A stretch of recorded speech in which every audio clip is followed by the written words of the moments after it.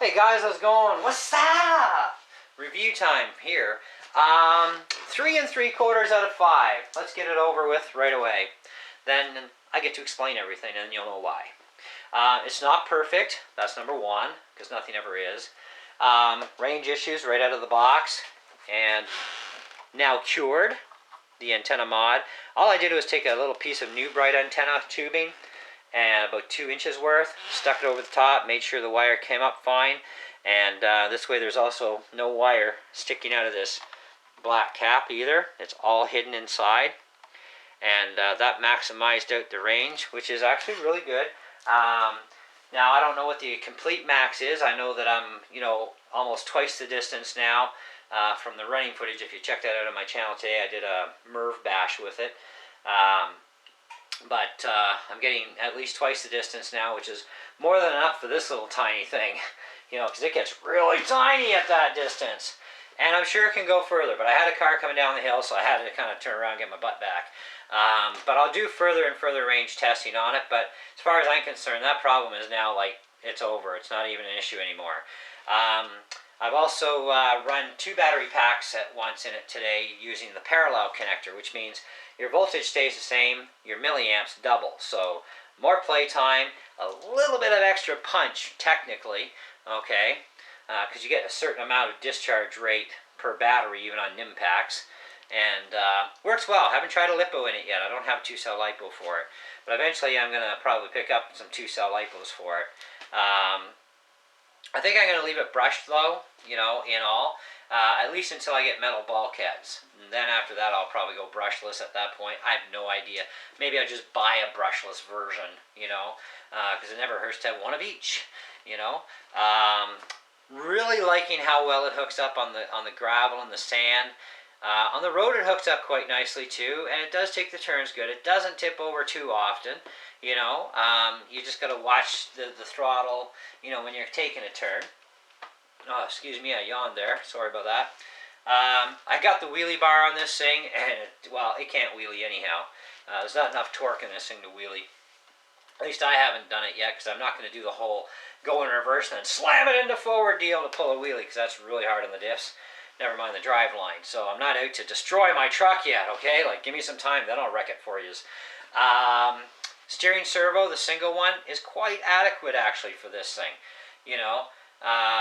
Very quick response I find out of it. Not overly quick, but very quick. Does well, pulls out of a let go quite well. So when you're in a turn, you let go of the wheel. Straightens out rather quickly, which is decent. Quite happy with that, but I am still going to put the second servo in anyways, because I want faster steering and stronger steering available to me as well. So I'm definitely going to put that second steering servo in as soon as I get the money for one. I do have some upgrades planned for this thing down the road, definitely. But I am definitely enjoying this thing. It flies really nice in the air. I'm not going to take it off any bigger jumps than what I have shown on video already with the jumps that I have, my black ramps there. Only because it has a lot of squat in the rear end, and I've got preload added to the shocks, and it's barely just enough for jumping off those ramps. And you still got a lot of front end, that's there, and I haven't even adjusted the preload there. I should actually loosen that preload down a bit, but this one's up pretty tight. So I'm going to actually, one of my first mods I think I'll probably do to this, other than I've already done the wheelie bar, of course, the antenna mod. The antenna mod doesn't count, that's just to get better range out of it, is I'm going to get the Summit VXL shocks, because they're either slightly longer or stronger springs, one of the two, but for what it's going to cost me for a pack of 4 of them, I don't care. Even if I just swap in springs, it works for me, but I'll probably just throw the whole shocks right in. I don't want to bother taking crap apart, and so I'll just swap in the Summit VXL springs, because I know for a fact they are a lot stronger spring. Which is going to keep this up higher, which also means a lot easier potential to be able to do a wheelie, because right now when it squats, all that force goes down, but it still doesn't have enough to lift it up. So you got to kind of have a little bit more stiffness, and then get a little bit more, and you'll be able to pull a wheelie, I think. I'm going to change the pinion over to either a 24 or 26 tooth pinion, get more top end speed out of the thing. For a Titan 12 turn 550, it's pretty respectable, even at 20 miles an hour top speed on this thing. It's pretty good. So let's take the lid off. I left my body clips out on purpose. I'm going to play with this thing again tomorrow. Oh, that, more leaves. So this is my parallel connector that I've got hooked on, so I can run the 2 batteries at once, and works quite well. Said second servo is going to go in. These shocks, you know, they've got lots of good movement there, right? And they're pretty good for the front. The rear end, like I said, they're pretty sappy for the rear. And from where I'm looking visually, I don't know, the springs may be the same length. It's hard to tell, but I've got quite a bit of preload on these. In fact, they're almost bottomed out on the rings, and that's still kind of soft in the rear, plus under acceleration and squats. But nice big motor there. You know, if you're ever going to go brushless with something like this, you know, I just take this out and put a 550 cam brushless motor in. You know, but that's me. But I probably won't be going brushless with this one. I'll probably just end up buying the brushless version down the road, you know.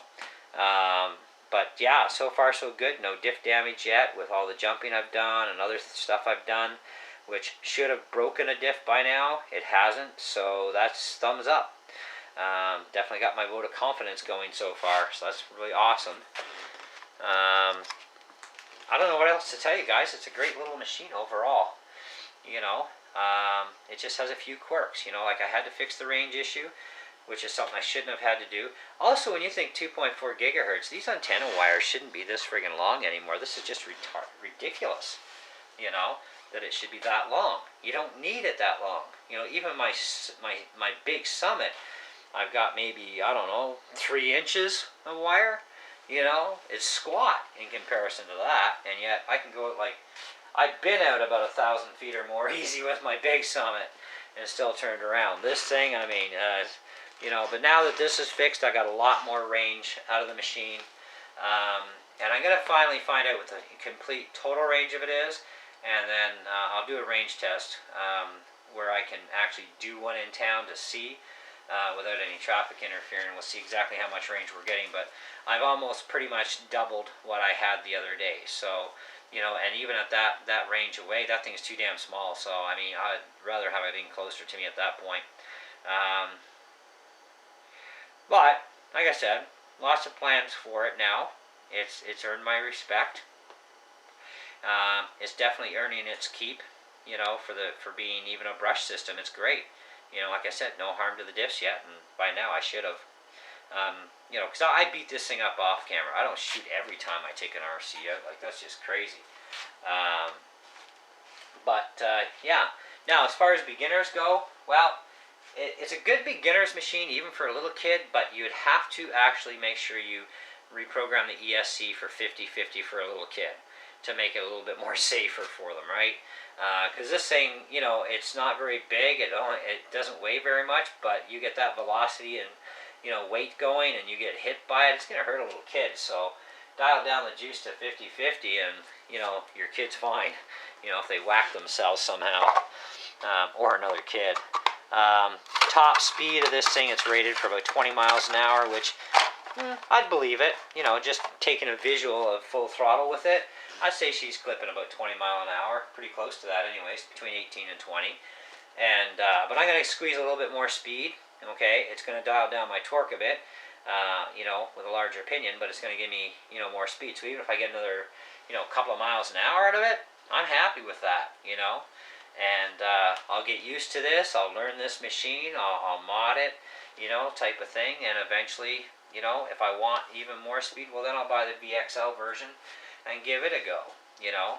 I went brushed in the beginning because of a couple reasons. One, nightmares from my Summit VXL, constantly popping diffs every time I pulled the trigger. And then, because they are the same diffs too. The other thing was I did not have the money for the brushless. But the first reason kept me away from going brushless right away. Because I wanted to see, because, you know, not every RC is equal. This has got smaller tires, it's a lighter machine than the Mini Summit is, blah, blah, blah, you know.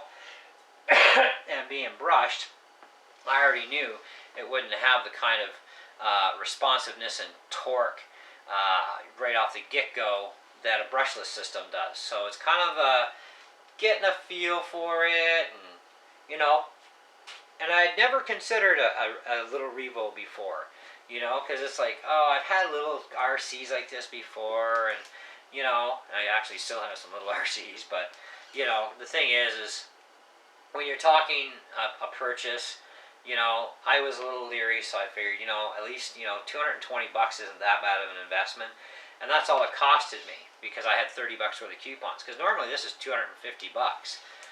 You know, and I've seen it upwards to $300. You know, this is Canadian prices we're talking too. And why the prices are being affected by color of the body shell, I have no clue. But they're doing it with the summits too, like the big summits. You know, if it's got a certain color, it's dirt cheap. You know, in comparison. If it's got another kind of color, it's like $900 to $1,000. It's like, it's a freaking body shell with some paint. You know. Anyways, who cares? But, so I just go for the cheaper. I don't care. I like the body scheme on this anyways. Got lots of black in it. But even the scheme that's on here, it actually looks good. So anyways, guys, that's pretty much wraps up my review on this. Is it worth the money? I think so. Is it a lot of fun? Damn straight it is. Is it great for kids and adults? Definitely. You know. Would I buy another one? Oh yeah. You know. So, there you go. You know, and that's my honest opinion on it. And like I said, it's a star rating, you know, 3 3/4 out of 5. That's all I give it, you know. You got to be realistic about this stuff, and that's what I am. I'm realistic and I'm honest about it. And anyways, I'm going to let you guys go because I have some other RC stuff I got to work on tonight. So we'll catch you guys on the next one.